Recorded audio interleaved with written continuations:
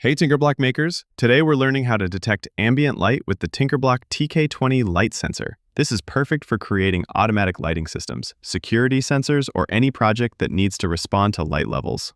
We're using our TinkerBlock setup, the lonely Binary UNO R3, the Shield, and the TK20 Ambient Light Sensor module. This sensor contains a photoresistor that changes resistance based on light intensity.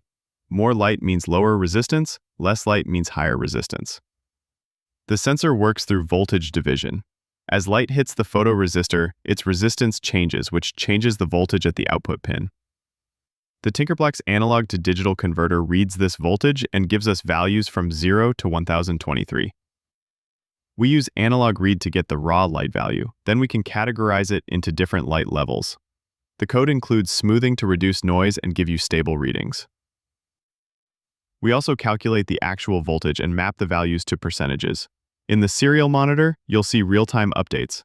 Raw, 512, mapped, 50%, voltage, 2.50 volt, level 3, normal light. This gives you complete insight into the light conditions around your sensor. The beauty of this system is its responsiveness.